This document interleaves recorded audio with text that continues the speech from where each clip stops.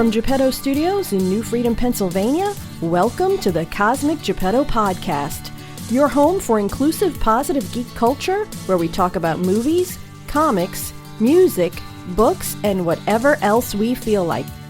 Please welcome your host, Dolphin Cop, Maverick of the Sea, Brad Mendenhall.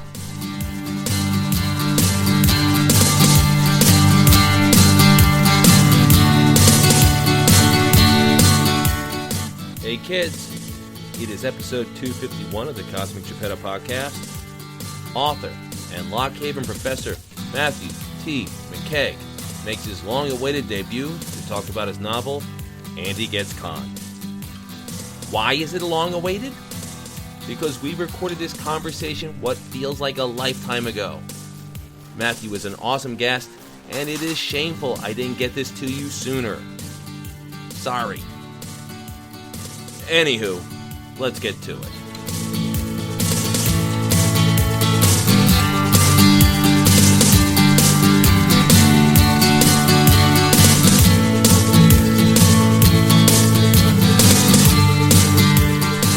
So, the people who have been listening to Cosmic Geppetto Podcast for a long time, me and several other participants, contributors, share a common history at Lockhaven University, in the middle of Pennsylvania, where there's just nothing. A delightful little town with a lot of bars and churches. We have a Lockhaven University professor and author making his Cosmic Geppetto debut, Matthew T. McKeague. Matthew, how you doing? I'm doing great. You got my name correct. You know, you've already exceeded my expectations and beaten like thousands of telemarketers. So thank you, Brad. Thank you. What I'm going to do now, the dirty trick that I've done, because I've had some challenging names on, and I'm just going to like copy and paste that during the editing process, so it's going to sound the exact same every time, so I make sure I get it right. Oh, great. So it's going to sound like it's inserted. That's wonderful. Saves you some time. Talk to us a little bit about Andy Gets Conned. Sort of a fun novel and different than anything else that I've read in a long time, and I want your thumbnail sketch of what this book is. Oh, sure. Yeah, I hope I didn't confuse you. I've been working on this for a long time. So I started to write this when I was working on my dissertation, probably in about 2011. So it's been a long time coming. I actually started off as a movie script. And then over the years, I thought I'd like to expand this a little bit. I wrote it into a full-blown novel. It's got some heartfelt emotions like 1980s movies that I grew up with. But it also has this level of absurdity, like Mel Brooks, Monty Python. And with that style, I told a story about an adult nerd getting bullied by one of his students. That's the basic tale. So Andy is the high school history teacher. What he does is he assembles a team of underdogs, geeks, misfits, people like that, to fight back this bully while they're all kind of dealing with their own struggles. So that's the most basic way I can break it down. Reading it, what really struck me is it has a very unique tone. It doesn't feel like it's a book that's like a comedy book. It's not Dave Barry, but there is a neat undercurrent of humor and bounciness to it, which I really appreciated. Well, thank you, Brad. Yeah. So, like I mentioned, I love absurdity. I think that a lot of comedy, not particularly maybe these days. You don't see it that much, but I think a lot of comedy these days is like politically charged, or it's got targets, it goes after people.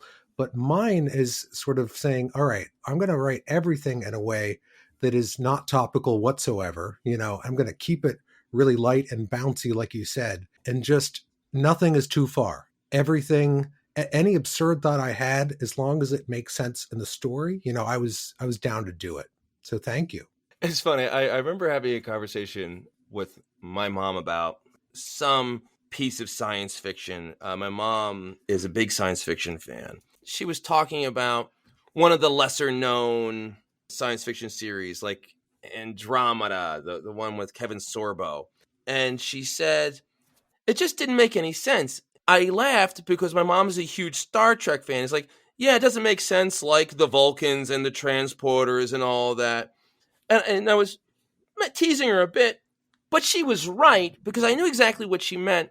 You can be as ridiculous and out there and wacky as you want with fiction, as long as the world that you're writing has its own internal logic and is true to that logic. So, I've read 1,000 issues of Spider-Man and X-Men. I grew up a big comic book fan.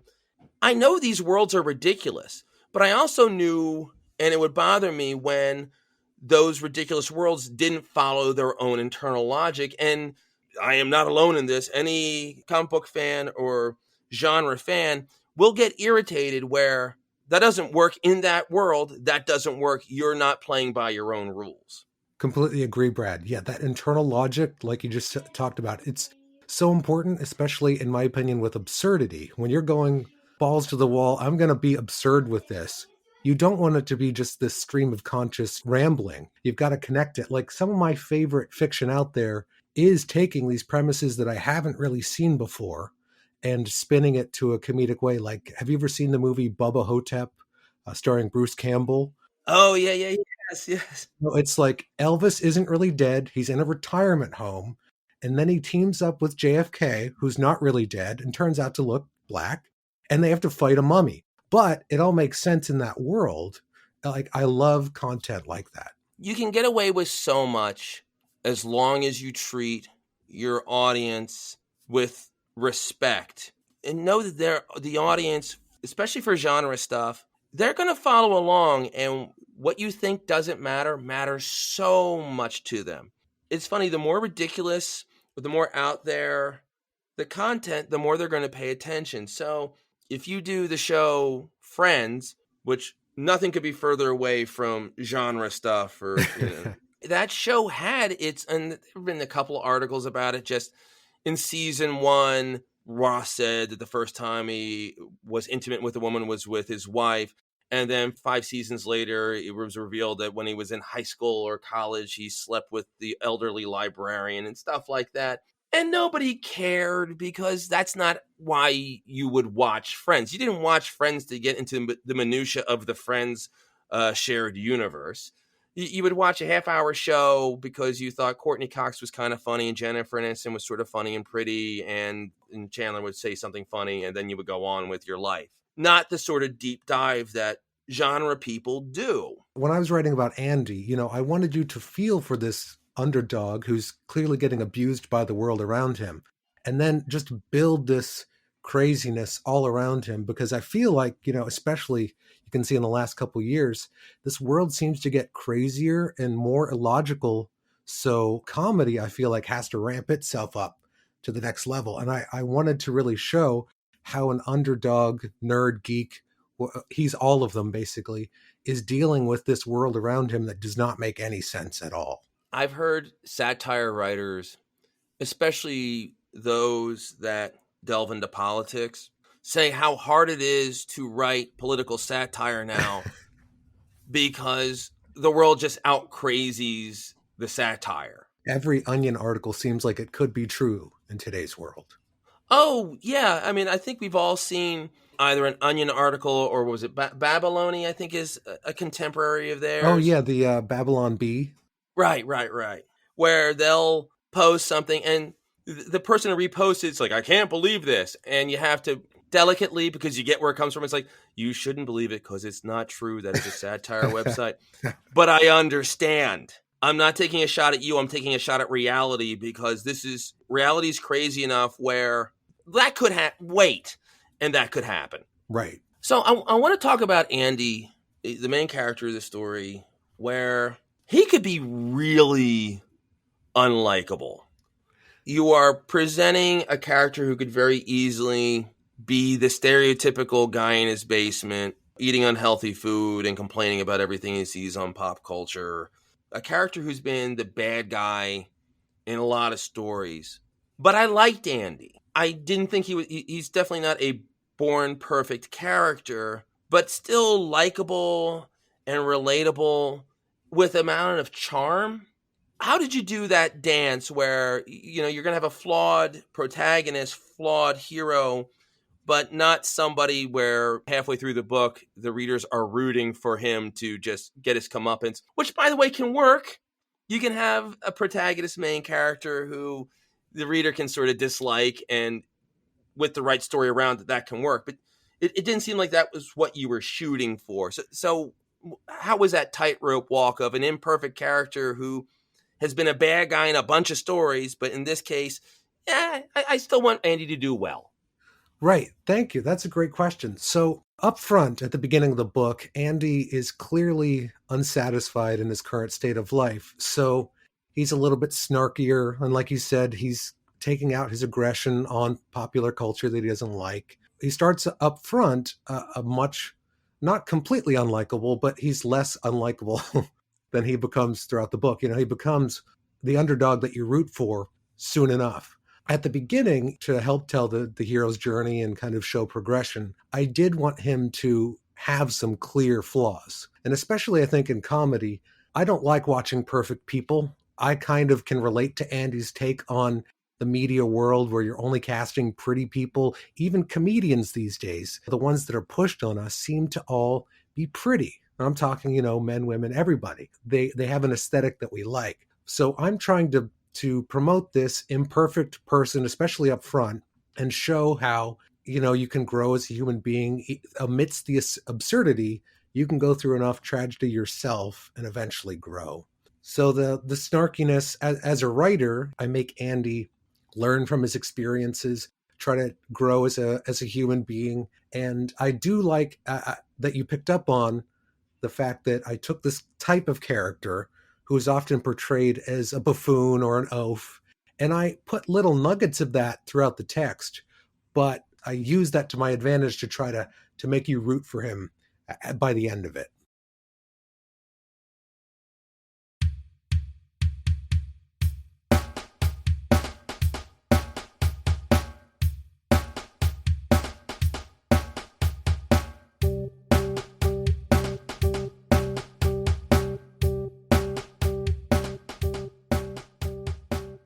That's an interesting point you bring up about comedians seem to become more aesthetically pleasing. It feels like that's been a big change in the last 10 years. There were always exceptions. Eddie Murphy was a really charismatic, good-looking comedian to the point where you didn't notice that he wasn't very funny.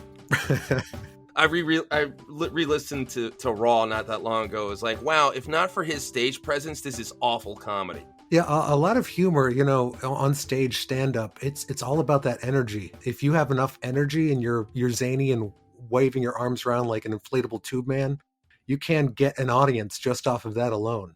It's pretty amazing. What was that? God, he was the really popular comedian, I want to say 10, 15 years ago. He was like a MySpace comedian. Let's see. Dane Cook? Dane Cook, yeah. Yeah. Dane Cook was very smart. He was one of the first celebrities who built his brand on social media. He had 1 million MySpace friends. And believe it or not, folks, there was a period of time when that was a big deal. And then you would see his comedy, and it was just him telling stories kind of fast.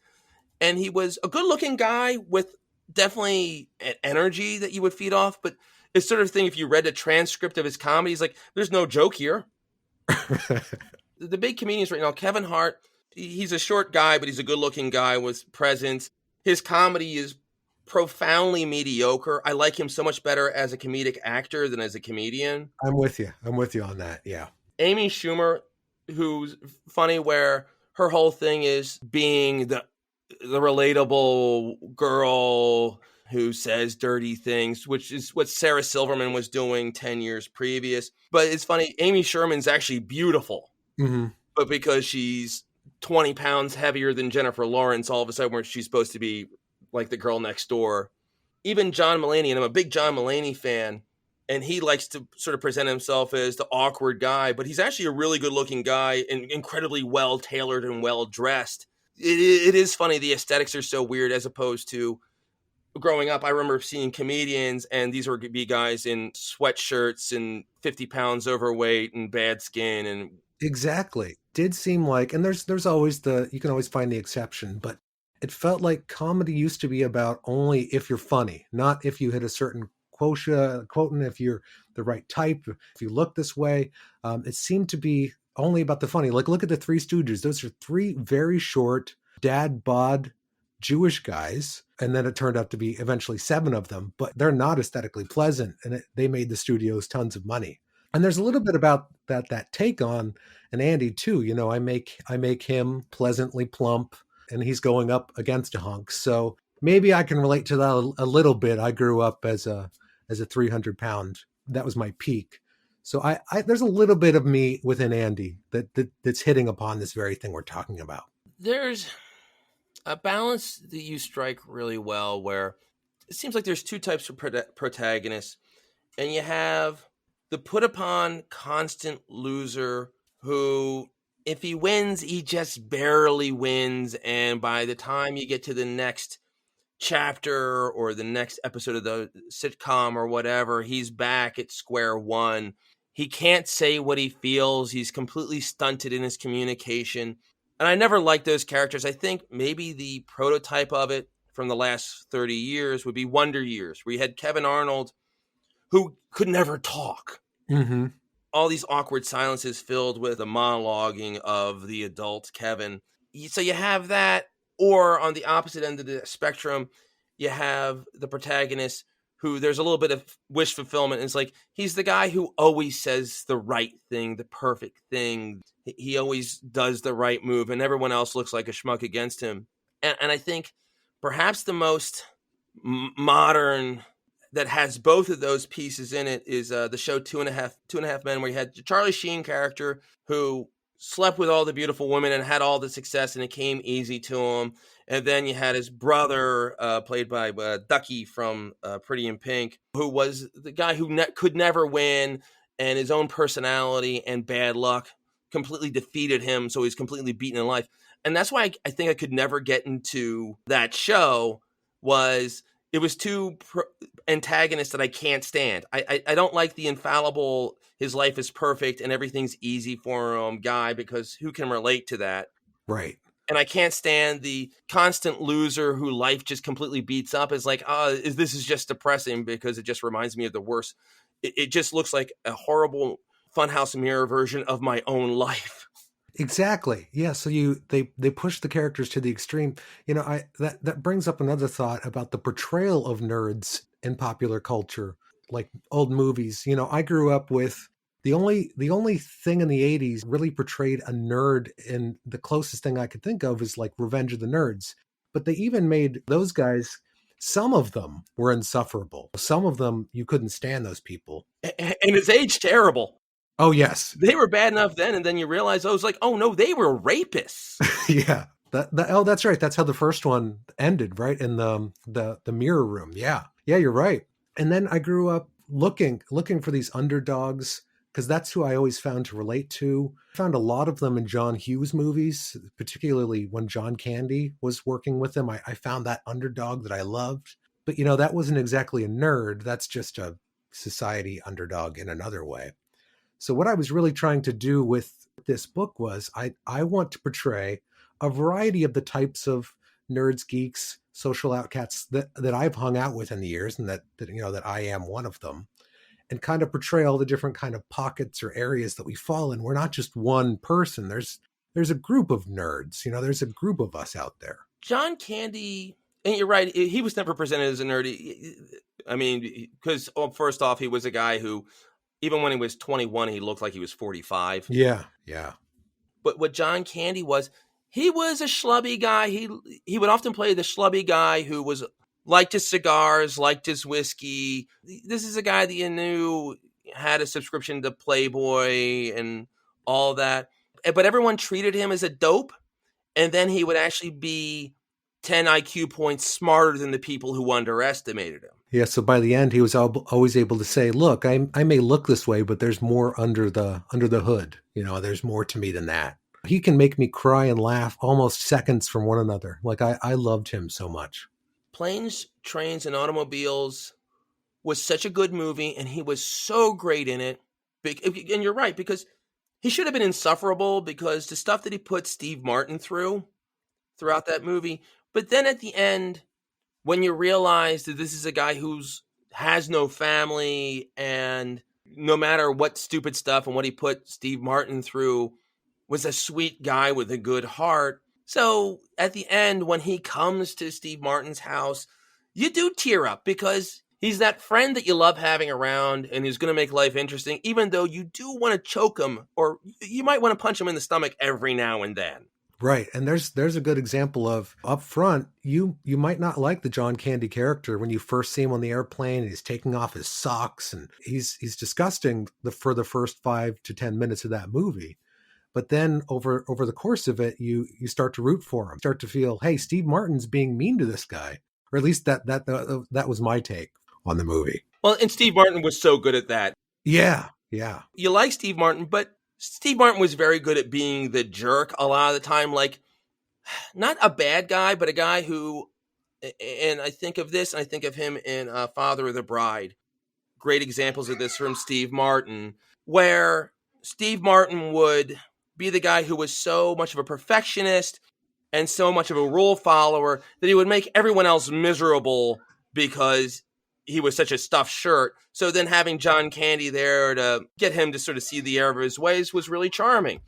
Yeah, that odd coupling setup is a classic trope in comedy, and it never fails. You know, it always tends to work.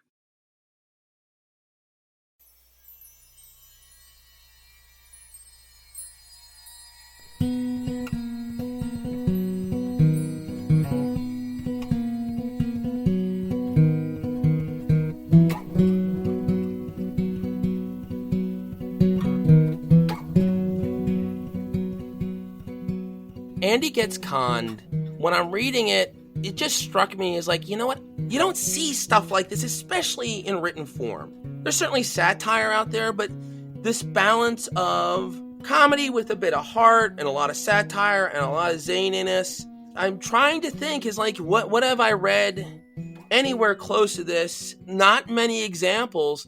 Do you have people that you would consider to be an influence? There's not one writer that I was, trying to model this after. I've liked a lot of Douglas Adams' work, Hitchhiker's Guide to the Galaxy. That was pretty absurd. But a lot of my influences come from the media comedy world and films and TV. So I really tried to work in those kind of feelings and what I love about comedy in those areas and try to make it into the novel format. So I also had not seen any work that, I really would love to read. There are always authors that I liked quite a bit, but nothing that I modeled this after. So this is all my brain. This is what I always wanted to see in a funny, heartfelt book. How challenging was it? Because that's got to be daunting. It's like, hey, I wrote a book that's very different than anything else that I've read. And now trying to pitch that to editors, publishers, that's got to be daunting. It's one of the reasons why I really wanted to self-publish this one, because I don't think it would have been an easy sell. I think that there would have been influence, there would have been pressure to make it conform to a specific style. I really wanted to get this one out there exactly as I imagined, get a real editor to look it over and give me feedback, but ultimately be able to do what I wanted to with it. A person from Lockhaven, who grew up in the area, author C.S. Farrelly wrote the book, The Shepherd's Calculus. Now, very different than Andy Gets Conned, not a satire, but her book was sort of a political thriller. I've talked with her about it, and it's an excellent book. And the one thing I said is, like, what I really liked about your book is she completely skipped any romantic entanglements with the main characters. Like, the two main characters were male and female. I was like, so page 10, when you realize those are the two main characters, like, well, they're going to end up sleeping with each other or almost sleeping with each other or deciding whether or not to sleep with each other. And that never came up. C.S. Farrelly said, it's like, yeah, my editors did not want it to go that way. They were looking for the big romance scene or for them to sleep with each other. And it didn't make sense for the book. And I'm speaking for her, which I shouldn't. It was sort of like, the publisher, the editors that were showing some interest were like thinking, it's like, okay, how can we twist this around to make it more Da Vinci Code? Right. Which wasn't anywhere near what she was doing. She was actually trying to write a good book. And I'm taking a shot against Da Vinci Code, and I shouldn't, because people really like those books and they are engaging. They have their pluses. But she's trying to write something intelligent with something to say, not just, oh, this is an adventure book that would make up for a good movie. And that's the thing that you really run into. Self-publishing can be a bear, or going through a small publishing house can be a bear because you don't have support in different ways. Mm-hmm. But you get to write something as offbeat as The Shepherd's Calculus or Andy Gets Conned.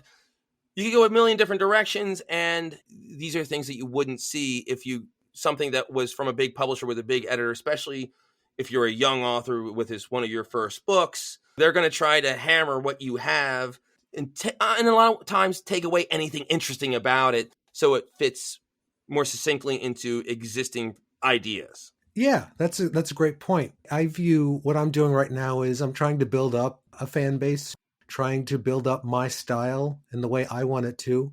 And then that will allow me to go to a big publisher and say, look, I've built this up. It works. Let me try it. Like, don't ruin this. You know, you see so many media franchises, you see film studios being run by no longer artists like they used to back in the 60s, 70s, even some of the 80s. And now they're people with business degrees taking over and making everything a financial decision. We need to base this off of a franchise that has already existed. We need another sequel. We need to reboot this. I feel like self-publishing is the way to get around that. You can build your own audience and then prove it. You can start your own podcast and then prove your ability to write captivating stories or make content, and then get into the industry with some power behind you. We're in a very weird time for entertainment. It feels like you can either be really big. And talking about media, movies are either huge. It's either a $250 million budget for Avengers Endgame, or you can have something really small. You see interesting YouTube series or podcast series or stuff that have this really creative ideas from this. Like, the original ideas have to be really, really small, and you can do cool stuff small, or it has to be huge. Like the mid-tier or middling stuff where it's not going to have a huge budget, it's not going to have a small budget, so it can still be a little daring because they don't have to make $1 billion to break even. That doesn't happen as often as it used to. I think they're trying to fill that gap with Netflix and Hulu and Amazon. What used to be a mid-tier movie with an in-between budget now just goes directly to a streaming service, which is a shame. You would like to see that stuff on the big screen, but that's not where the world is now. Yeah, that's where a lot of the writing jobs are going. You know, that's where I tell my students to really focus on. That seems to be where the in-depth storytelling is these days. It seems to be in television right now. It's so fascinating how things ebb and flow and content will move from one area to another. And now it seems like the streaming content is the way to go. As we're talking, they just had, I think it was the 7th episode of WandaVision. Well, it's really interesting because it's on Disney Plus and it still has the Disney signature and it's on a big deal streaming service. But it tells the story of Wanda and Vision, who were pretty minor players in the Marvel Cinematic Universe. And it tells a very weird, very goofy story that you can't see in a movie. Right. There's something charming about that. And don't get me wrong, they've pumped plenty of money into it, from the special effects to the talent involved and the advertising for it. So it's not a Blair Witch project. Mm-hmm. But Disney Plus, because of the nature of that particular beast, is able to tell a very different story than you can tell in a $150 million movie, where you have to have an action scene every 10 minutes and you have to have big explosions and big stuff. It's like, no, we're going to have 7 episodes and there's not going to be a proper fight scene, and we're going to play with formats and stuff like that.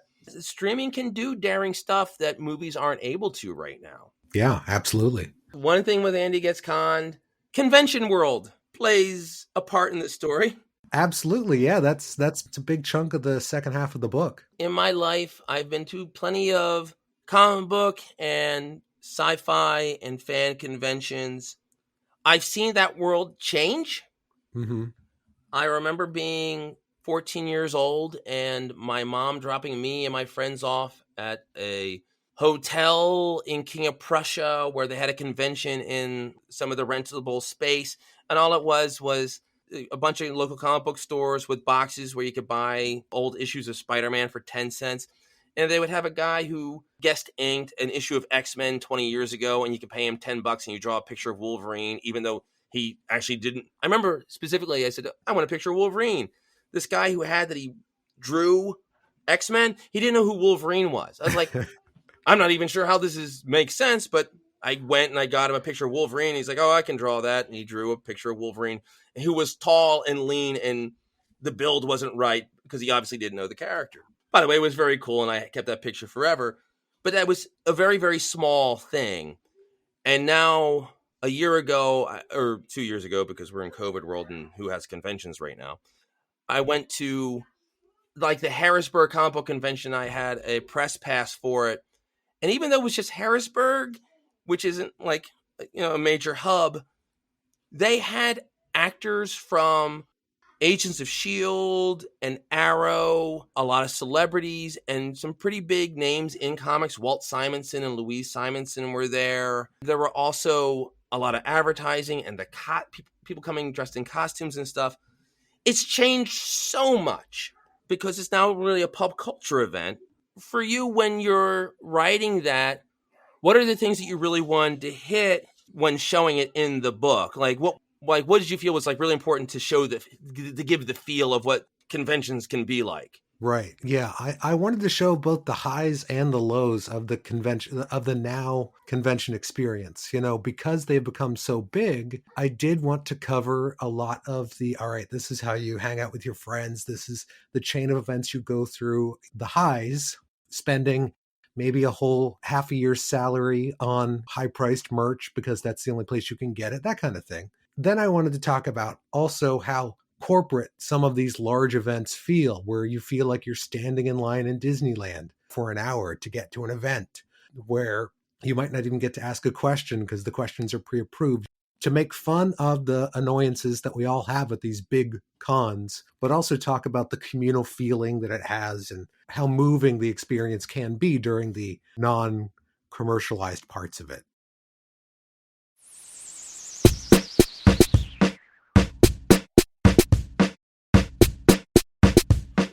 What's the biggest con you've ever been to?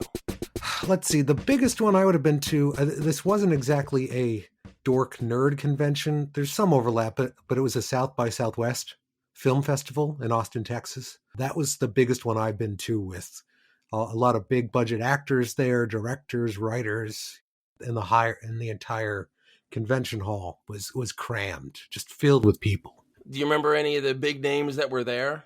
Let's see. There was Bobcat Goldthwait. He's not a huge name, but he's pretty interesting in the film world. Have you ever seen any of his odd films like World's Best Dad? Yeah, World's Best Dad, and he did the one not that long ago where it was a guy going on a shooting rampage of people who stuck in pop culture. Yeah, that was God Bless America. Yep. I dug a part of that. I really dug that. I have a problem with the media system. I'm going to critique it. It just led to a sad ending, which is another thing that I really tried to avoid in this book. I tried to create one of the best endings in fictions of all time. That was my goal. I don't think I got the best, but I really tried to make an ending that didn't feel like I wasted your time. I was just having a conversation about how I'm in a book group, and we were talking about Stephen King's Duma. I've not read it, but yeah. About halfway through it, where we are, and it's fine. The leader of the book group is like, well, how do we like it? It's like, listen, I like it, but the problem is I can't really criticize it yet or compliment it too much yet because Stephen King has a problem sticking the landing. Yes, he does. Sometimes it's a case of the writer's style. If you have a writer who has a good beginning and decides to write from there and hoping that it'll wrap, that by the time they get done, they'll have that ending in sight and it'll tie together, and sometimes it doesn't. And Stephen King has historically had a problem with that. I'm also thinking of Anne Rice, her witch books, where I remember reading The Witching Hour because it was supposed to be a beach read, and it was a huge beach read. It was like 1,200 pages, which that's a lot. Yeah. And I remember getting to the end of it, and it basically ended on a really unsatisfying cliffhanger. I was like, what? Right. And being really mad about it. But then you have other authors where it seems like they figured out, and I think mystery writers do this a lot, where they figure out the ending and then write backwards. And those tend to have more satisfying endings, but also tend to have more shallow characters. Yeah, it's such a struggle, that ending. What I did was I knew where I wanted the story to go. And then through each revision, I was able to add a little something else, add an ending to a sub arc, add an ending to a small character, bring them back. With each revision, I wasn't just going to let this be done in 3 or 4 passes. I really tried to mine everything from my books to reward people who were paying attention and remember characters, because it's like a giant festival at the end where everybody kind of comes back together. It's funny, that reminds me of the Rawhide Kid. I think there was this one movie that was like a parody of Westerns, and they talked about how, yes, and then at the end, people just come back and they're all happy at the end. Even characters that you thought died, they turned out they have like a bandage on their arm and they're fine and everyone gets along again. And there's something fun about, and it's not always easy to do because it can strain credulity to have everyone in the same place at the same time at the end. But it's just fun to have that moment. And if you can find the right way to bring everyone together where it works in the context of the story, is like, hey, everyone's together and everything's okay. And yeah, nice. It's almost like waving you off at the end of the Munsters. Exactly. You end on a high note, kill off any of the main characters in a comedy. You don't do anything that's going to leave too sour of a note at the end. And you certainly, I'm guessing you probably have a beef with this too. There are a couple of nerd stories out there where the nerd gives up their nerdy ways at the end to be like accepted. I'm thinking 40-Year-Old Virgin. Do you remember that ending? Yeah, that's a Judge Apatow thing, because there was also the problem in the one with Seth Rogen and the girl from, oh God, I can't believe I'm blanking on, Katherine Heigl. Oh, right. Yeah. Where he was a nerdy guy who hung out with nerdy friends and he loved getting stoned, and he completely forwent everything about his life. The idea is like, oh, he grows up. It's like, there's a way to grow up without completely shunting off who you are. Right. And Judd Apatow would do that. I don't know what it says about him. And his movies can be very funny and very daring. Mm-hmm. There's a halfway point where people should grow and change and look outside of what makes them comfortable. But that doesn't mean you stop liking comic books or genre stuff or heavy metal music or whatever is your thing. Doesn't mean you have to give it up just so you can have a quote unquote normal life and girls will like you now. Right. Yeah. I hated those messages, when I saw those appear in a couple of things over the years. And there's a point in the book where I actually make fun of that trope, and Andy's, thinking about, should I at least start to get rid of some of the duplicate toys that I have, box them up? And fortunately, spoiler alert, he doesn't. But, I do try to play with your emotions a little bit that way, making fun of those tropes. I remember a friend of mine, another Lockhaven graduate, Jason Moyle, who's been on the show, when he and his girlfriend, Yvonne, who we met at Lockhaven, because everything ties together, she looked at him once and was like, hey, is there going to be a point where you no longer want to wake up Saturday mornings to watch silly cartoons? Are you always going to have the the room of toys with along the one wall? And he just looked at her and was like, as far as I know, this is always going to be my thing. So you should probably get used to it, or we should have a really intense discussion, because those were his things and they brought him joy and relax him in a way and what have you. And we all have those things. And with me, I grew up a Marvel Comics fan. So being able to page through a comic book every now and then, or go through something that I had, or of course, we're now in a world where every third movie is a Marvel movie or something trying to be a Marvel movie, is like, this is great. And it doesn't mean I'm a stunted person. I still think I can be a good friend to people, and I'm a good employee and good at my job, and I'm a good dad. But I didn't have to completely give up all that to like emulate what an adult should be. Right. I've not given up much of my interest over the years. It's just a matter of time these days. The adult nerd struggle is, I still like all these things and I'll still dabble in them. I just can't spend 2 marathon days with my friends playing Dungeons and Dragons anymore. I think if you can reach that balance, it's fine. Why not? Keep it up. Yeah, it's that balance. It's like, okay, do you have your hobby, be it Dungeons and Dragons or watching football on the weekends, whatever it is? Do you throw yourself so far into it where it's something that's used to push other people away? Right. Or is it something that you have that it could be an entryway for people? It's like, hey, if you want to know me, why don't you come with me to this concert or this movie or whatever, and you'll get an idea of what I'm into. I remember a friend of mine pointing out something silly about a genre movie that I liked, and I laughed too. She was like worried I was going to be offended. It's like, I know the ridiculousness of this. I know that Superman makes no sense, that the glasses really shouldn't throw everyone off. Mm-hmm. And I can see the plot holes in my favorite, in Star Wars or whatever it is. I laugh just as hard when those things are parodied. Growing up, I loved the cartoon The Tick, which was all about making fun of those tropes. It's that thing of using it as a way to be inclusive to people and share a bit of yourself, because it's not always easy to do that. Or are you going to use it as a way to force people away? It can take a while to come up with that balance. And when we talk about conventions, I know that conventions can be a really weird place, because there is some people at conventions can be very aggressive, especially to women. Sure. The girls who are into this stuff end up being challenged on their knowledge on stuff. Right. It's because people get weirdly possessive and also want to push people away, and they want it to be their own club as opposed to something where other people can be brought in. Oh, sure. It's the whole, I liked Weird Al Yankovic before he was cool. That idea. You just brought up Weird Al Yankovic. I know you're a fan, and you even have like a Weird Al substitute in your story. I do, yes. Yep. So Wacky Will Zimmerman shows up in the book. For every real pop culture thing, I made up a fake version of it, basically for the book. Wacky Will is the equivalent of that. And, Andy's character is obsessed with this guy. Andy actually starts to incorporate some song parodies into his work and scheme to fight back at Nathan. So it all kind of weaves in together. Wacky Will Zimmerman.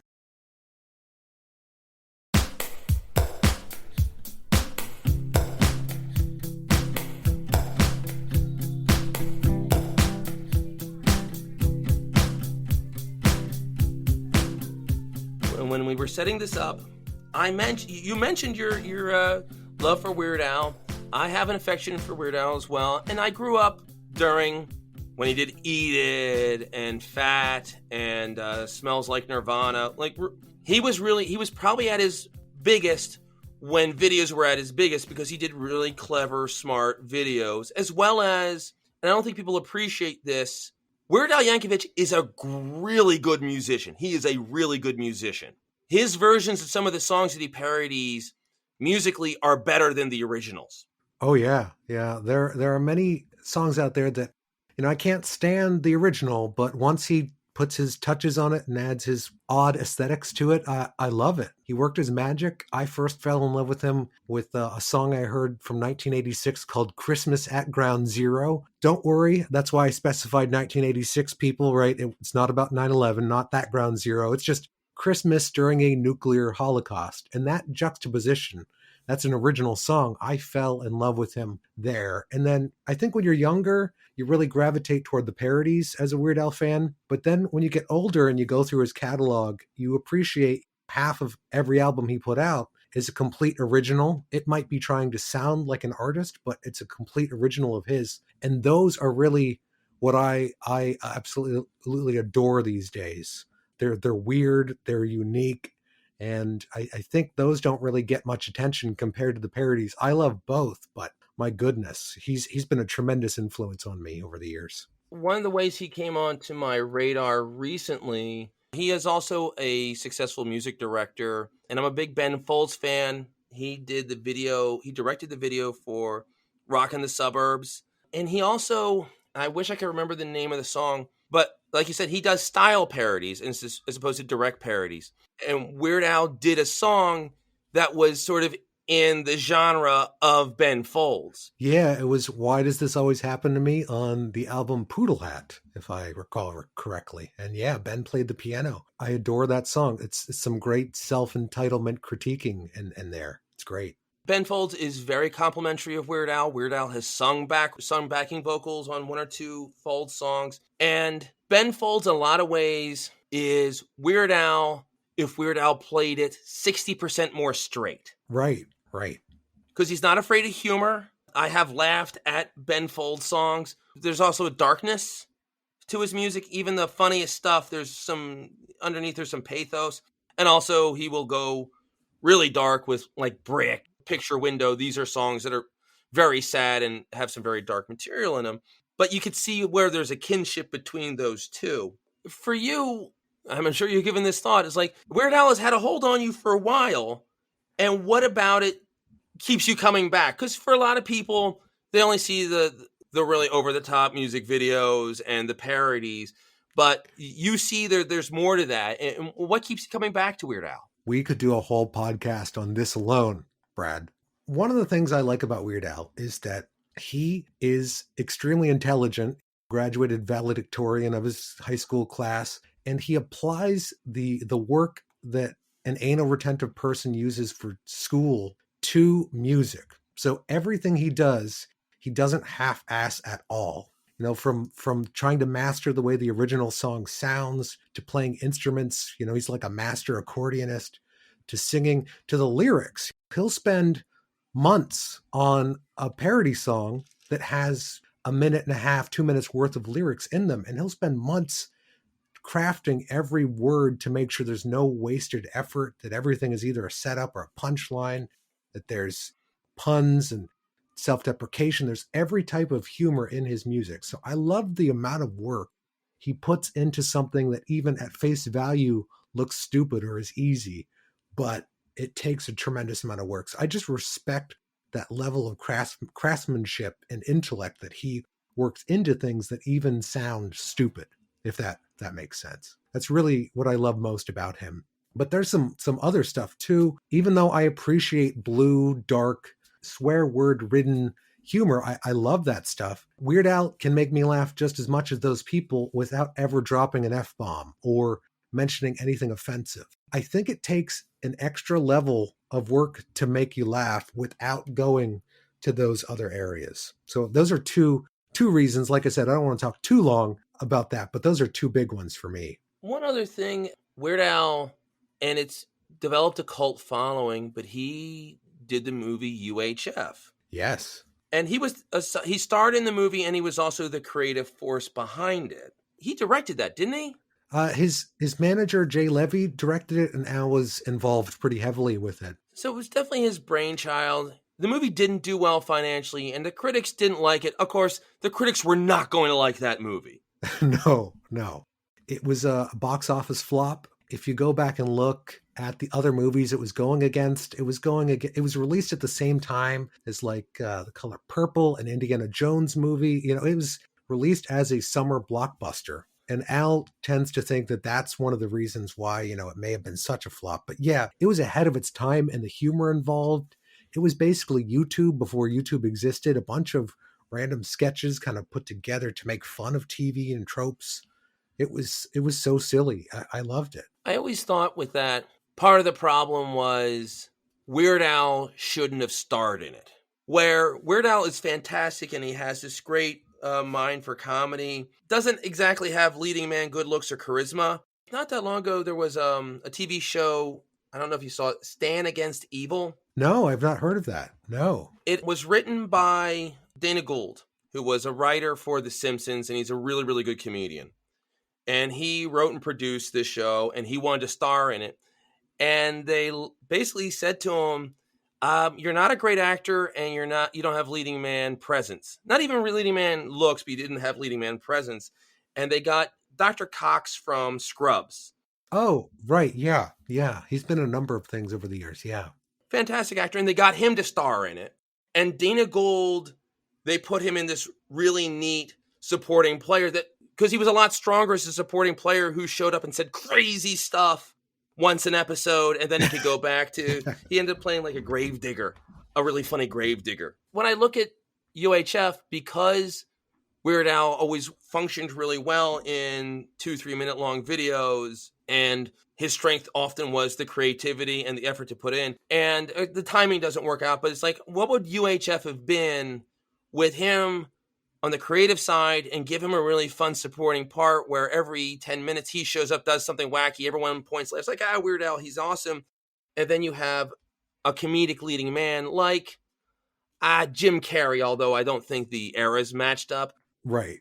Jim Carrey or Chris Farley, Adam Sandler, a little bit different, but Robert Downey Jr.'s, heck, Leslie Nielsen at that time, who has comedic chops, can do ridiculous, but also has that leading man presence. I think that might have helped because when you saw UHF, first off, you saw Weird Al all the time on MTV doing his bits. So it's like, okay, well, do I want to pay the money to go to the theater for an extended Weird Al thing, which probably hurt that initial box office. And also, there's a value and there's a currency to leading man charisma. Let's see, what does that remind me? It's sort of the Seinfeld approach where Jerry Seinfeld by himself on acting wise, he's not great at carrying that role. So they tried to put around him a bunch of better actors, right? And more insane characters in Seinfeld. And I think that worked because of the quality of the others around him. I loved George and Kramer way more than Jerry on the show. So I feel like UHF tried to do something similar, put a bunch of people around him. I just feel like the supporting actors, they didn't have as much of a presence either. You could tell that there wasn't a huge budget behind this movie compared to others back then. I think that would have helped a little bit. And you can also see that Weird Al isn't exactly comfortable in acting in it. As a Weird Al fan, I still like the movie. I feel like it could have been better, like you said, if they would have maybe tweaked his surrounding cast, changed his role up a bit. Yeah. It's funny, they talk about that a lot with Seinfeld, where Jerry Seinfeld was not a good actor. Right. To his credit, he admits that. His job on that show a lot of times was just to carry the plot. He have his funny lines, and also his persona and his comedy informed the show, as well as Larry David. And also because he was playing the straight man most of the time, that gave everyone else permission to be 4 times crazier than ever. Right. And I do feel that Weird Al and UHF had a similar role there. He wasn't doing the zaniest stuff. He wasn't being his crazy old self. When you're watching Weird Al, you want him to be sillier.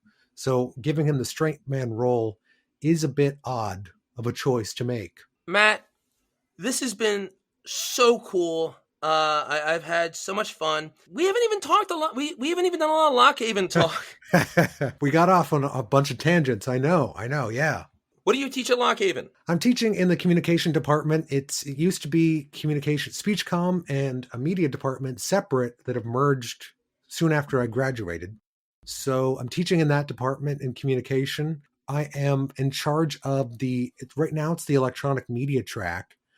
We're changing it, crossing my fingers, into something newer. But I'm teaching the video production courses, screenwriting, script writing, and then a couple of public speaking courses there. It's a lot of fun. It's nice being back with some of my older professors and getting to update the program. So you were a Lockhaven student. When did you graduate? So that was 2006. I graduated LHU. I am a profoundly old man. What year you get out, Brad? I got out in 96. 96. Okay. All right. What building are you in most of the time? Robinson Hall, the 6th floor building. Was that here when you were? Yeah. I believe memory serves. I did a radio show when I was at Lockhaven that broadcast from Robinson Hall. Yeah. I had a radio show there too when I was a student, and that was up on I believe that was the 6th floor, right beside the TV studio. Yeah, so I spent plenty of time in Robinson Hall. I was an English major, an education English major, and I also spent a lot of time doing theater. I directed a couple of shows in Sloan Hall. Nice. People that were in those shows that I acted in and that I directed are still some of the closest people in my life. Lockhaven was very important to me. So, yeah, I spent time in Robinson. You were a speech teacher. If I were to go again, if I were somehow weirdly come back, I would probably be taking classes from you. Oh, that'd be great. One of the classes that I'm trying to get through the approval process here is a podcasting class. So you could definitely ace that one, right? I hope so. I would hate to learn after doing this I've been doing Cosmic Geppetto for 5 years. I'd hate to find out now that I've been doing it wrong. There isn't a wrong, right? There's just a best practices, whatever works for you. I don't think there's a wrong. I'd like to believe that, but then I've heard some podcasts like, oh crap, they're doing it wrong. Matt, what do you have next? Do you sort of feel like you have your style with Andy Gets Conned? Or do you have a murder mystery? Do you have a horror thriller? Do you have a more straight ahead romantic comedy? Have you given it, or do you even give it that much thought? No, that's a wonderful question. So far, I put out 3 books. We didn't really talk about them much, but the first one I put out was like an extra grim fairy tales book. It was called Darker Truths, Extra Grim Fairy Tales of Even Grimmer Existence. And that was the first genre I wanted to do, with a lot of picture-based and some prose beside it, rhyming poetry, basically. So I got that one out, and then I said, what do I want to do next? I went for the complete opposite. And then I went for the novel, like, let's put this out. And while I was working on the novel, I got an idea. In the book, one of the characters, Ben, becomes obsessed with one of the dumbest comic books I could ever come up with, Dolphin Cop, Maverick of the Sea. When I was almost done writing the novel, I was like, wait a minute, that idea is too stupid to pass up. So I made that too and released it the same day that the novel came out. So far, I've gone from rhyming poetry to full-size novel to comic book. I don't exactly know where I want to go next. I have about 12 or 13 other ideas in a Word document, that are in partial phases. I have another novel idea. I have another poetry idea. But I'm thinking about how I can best get my audience kind of together. So my lady friend and I, Kate, who is also my book editor, we're probably going to get a podcast started up ourselves. We're talking about it right now to kind of get a base of where people could come watch us if they like my sense of humor. So I think that might be my next creative project. And then I am working on many other books. It's just figuring out which one I want to do next. But I want to keep in touch, and we want to plug your stuff when it comes out, because I've had a really great time talking with you, and I hope you'll come back. You too, Brad. I'd love to. Absolutely. Yeah. Last thing, please tell people where they can go to find out more about your work. Easiest way, if you want to buy any of these books, all 3 can be found on Amazon. If you just type in Matthew T. McKeague, you can copy, the name that Brad inserted himself saying throughout this podcast. That's how you can find me on Amazon. I also, if you look up Comedic Matters, that's the name I go by on many social media outlets. So Twitter, Instagram, and YouTube, you can find me on Comedic Matters. And I'll be ramping up that Comedic Matters YouTube channel very soon whenever we get this podcast started. Comedic Matters on social media, or type in my full name with the T in it on Amazon, and both of those will get you there. Well, that's fantastic, Matt. We've had a great time. Thank you so much. Thank you, Brad, and thank you, everybody, for listening.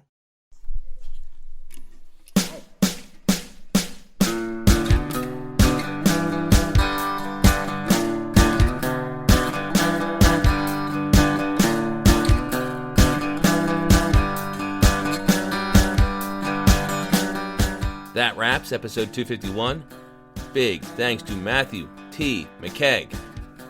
Great guy with an awesome radio voice.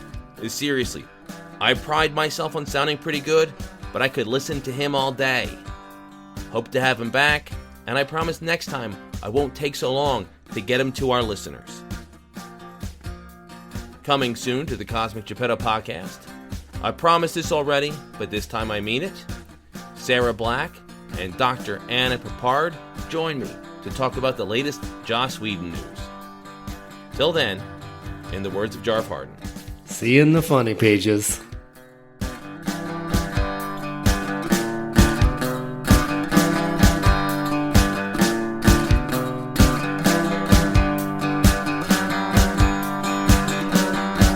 Subscribe to the Cosmic Geppetto podcast on iTunes, Stitcher, or wherever quality podcasts can be found. Rate and review us while there. Follow us on Twitter @CosmicGPod, and we will follow you back. Unless you're a jerk. We don't follow jerks. Like us on Facebook at facebook.com/Cosmic Geppetto.